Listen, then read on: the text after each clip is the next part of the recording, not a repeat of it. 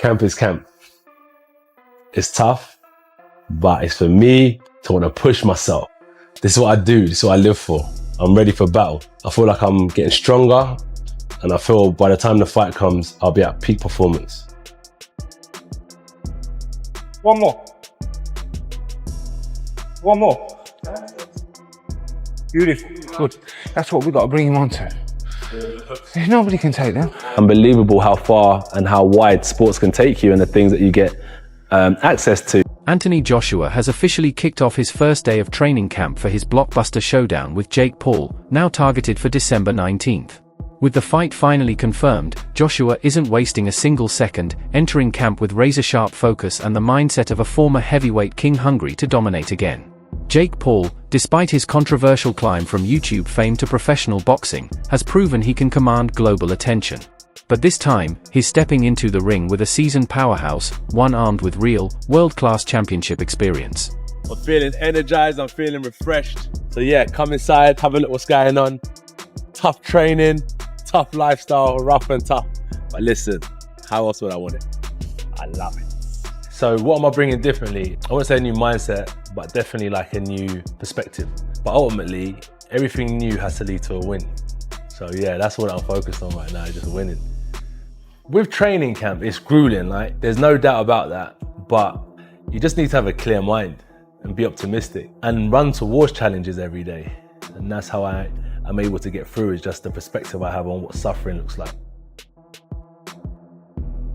There's a certain standard that one has to have if they want to achieve certain things. I am working past efforts, measures that I set out for myself. Yes, it's tough. Yes, I'm tired. Mike Koa reported that the Anthony Joshua vs Jake Paul showdown is now a done deal, officially locked in for December 2025 in Miami, set to stream globally on Netflix as a sanctioned professional heavyweight bout.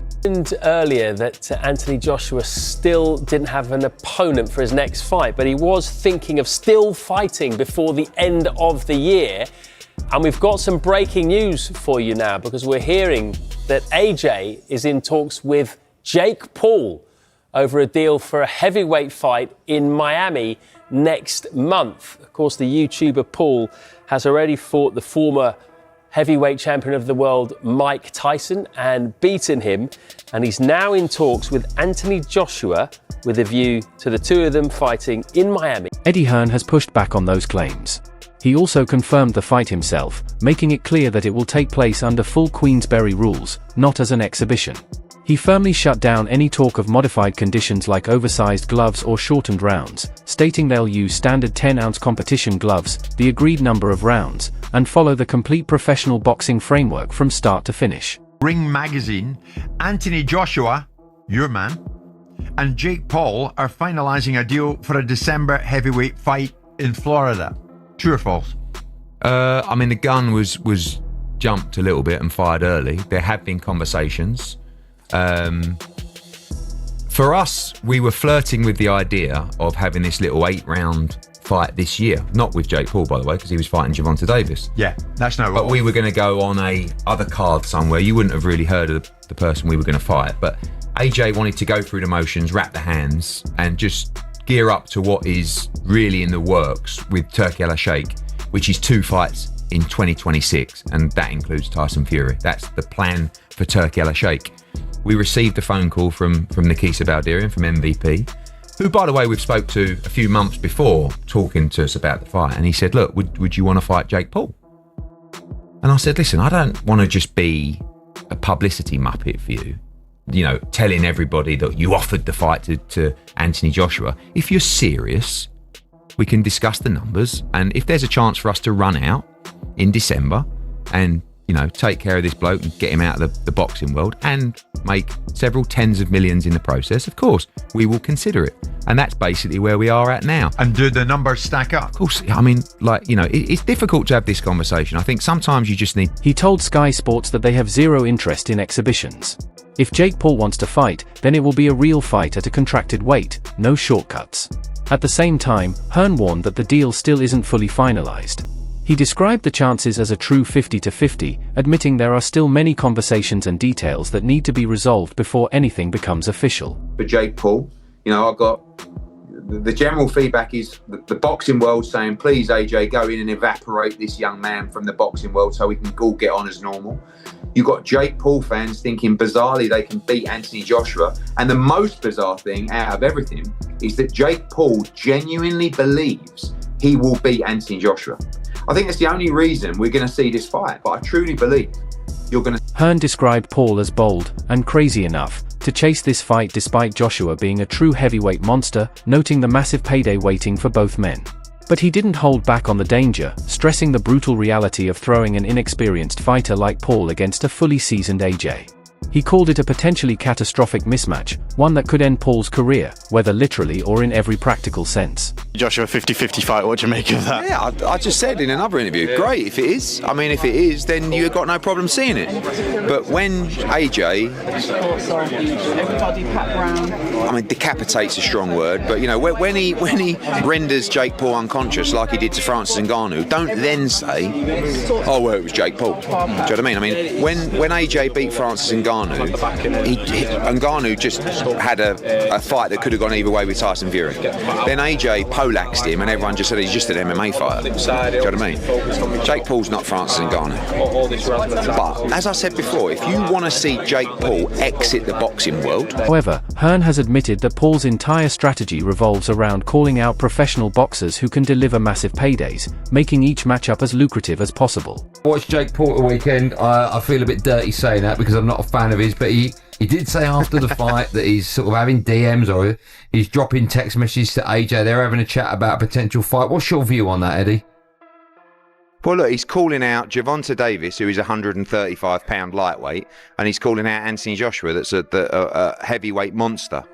I think Jake Paul is crazy enough to fight Anthony Joshua because the money would be absolutely obscene. It's a catastrophic mismatch that people would tune in to watch because it would lead to the end of Jake Paul. Hopefully not literally, but it's that dangerous that, you know, it's a fight that I don't think should really happen, if I'm honest. I would say about Jake Paul, and I've said this in a couple of interviews today, I do think you start after giving him a margin of respect. You know, I think this guy is going through the motions, he's putting the hard spars in. He just went 10 rounds with, yes, a washed up fighter, but a former world champion that did train for that fight. But they're very clever in terms of the opponents that they pick. They're not going to gamble unless the money's out of control. And it wouldn't surprise me if Jake Paul, wanted to move forward with an Anthony Joshua fight. Honestly, AJ's coming tonight. He's not exactly looking at Jake Paul going, oh, that's my dream opponent. Would he go in there and give him a hiding for, you know, a massive chunk of money? Probably. I'd be... Simon Jordan has admitted that despite all his criticism, the Anthony Joshua versus Jake Paul matchup could actually benefit boxing in several ways. He acknowledges that the fight will pull in massive global attention, attract millions of new viewers, and open the door to huge financial opportunities for everyone involved. Jordan pointed out that boxing is still a business, and pairing a former heavyweight champion with one of the world's biggest digital entertainers is guaranteed to generate money, media coverage, and mainstream buzz. He believes the spectacle will hook casual fans, dominate headlines, and ignite debates, each one helping keep the sport alive and relevant. And while he still questions the competitive integrity of the showdown, he recognizes that financially and commercially, this fight could be a major victory for the sport. And Anthony Joshua is an entertainer, and you can't undo the fact that he won the World Heavyweight Championship twice.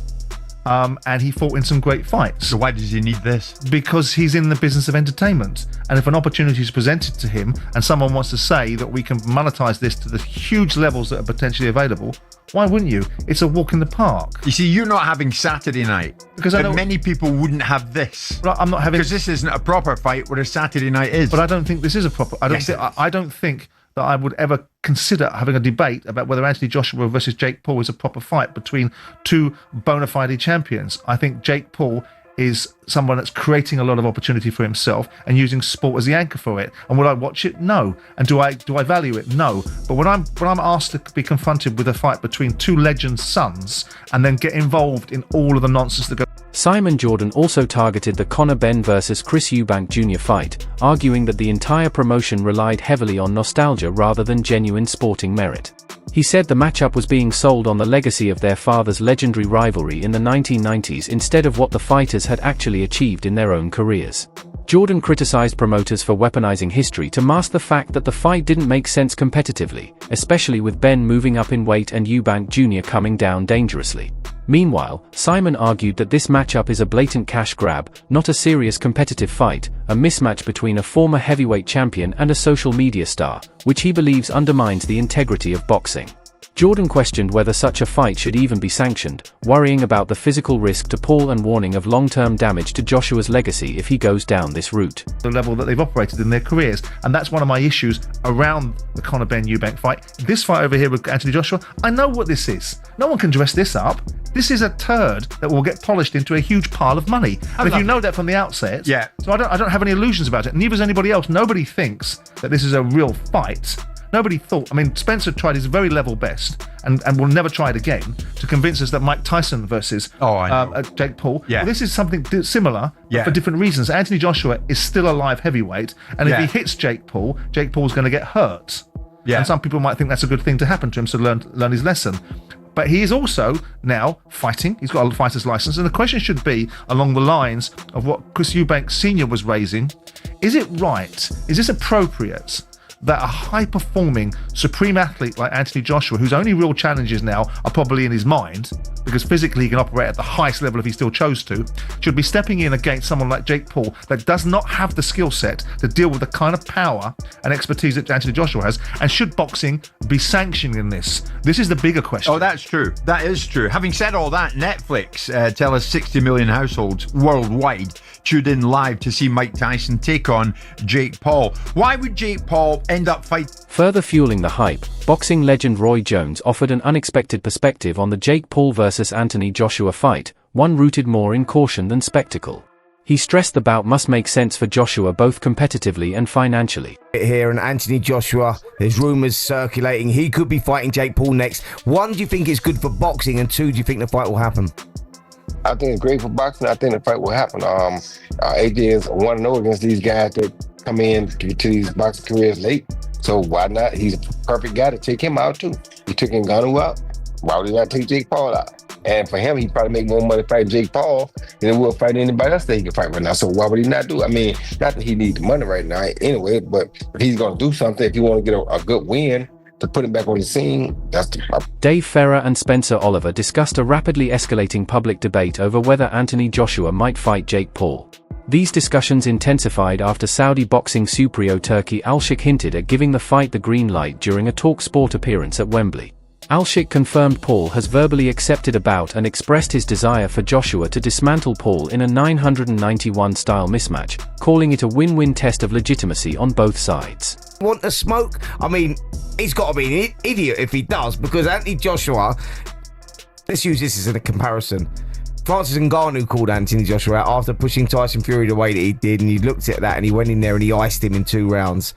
Francis Ngannou versus Jake Paul, you got to go heavily on Francis Ngannou, haven't you? So what's going to happen to poor Jake Paul if he boxes Anthony Joshua, this Olympic gold? Mike Sieper has raised major concerns about the proposed Anthony Joshua versus Jake Paul fight, arguing that Paul's motivation appears to be the massive payday rather than sporting legitimacy. Kopinger reports that negotiations are well underway, but still face major hurdles involving broadcast agreements and official sanctioning.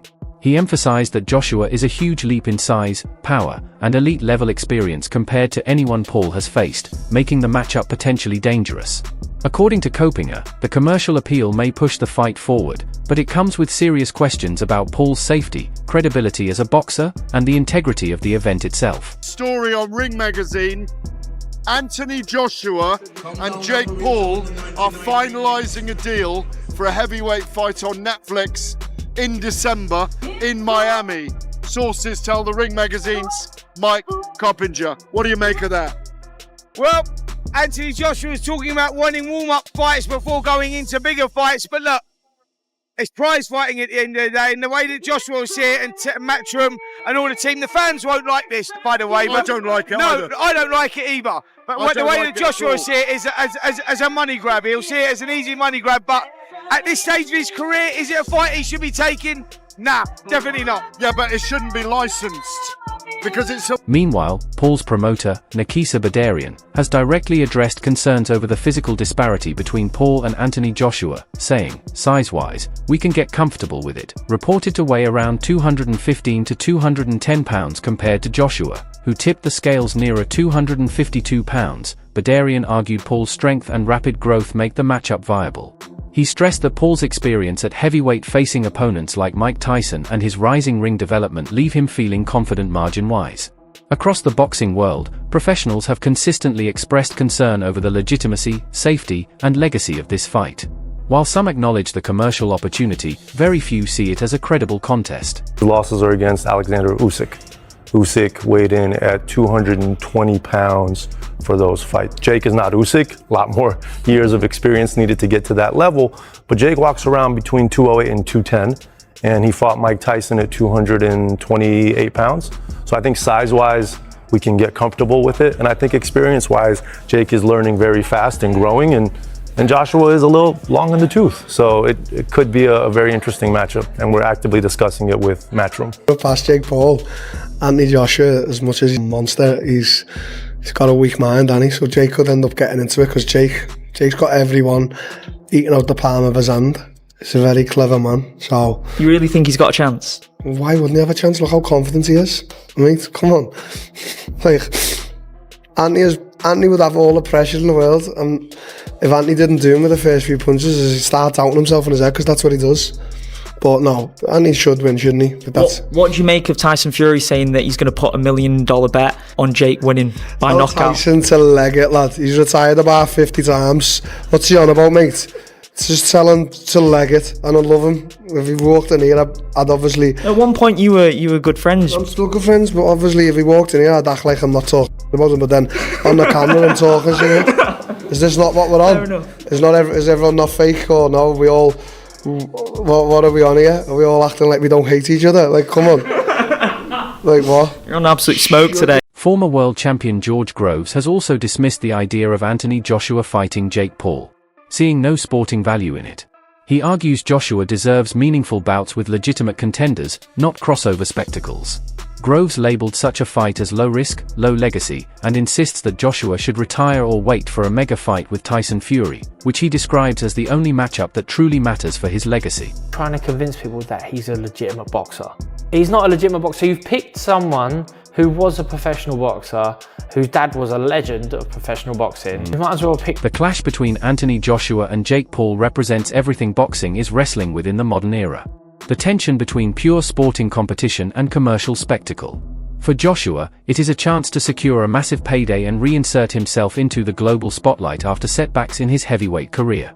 For Paul, it is the biggest gamble of his boxing journey. An opportunity to prove that he can step into the ring with a true elite or expose the limits of his celebrity-built resume. Mind if you think you can go toe-to-toe with Anthony Joshua. Listen, let's not get confused, guys. Let's not get confused. Yes, cool. Anthony, he took a big L with Daniel Dubois.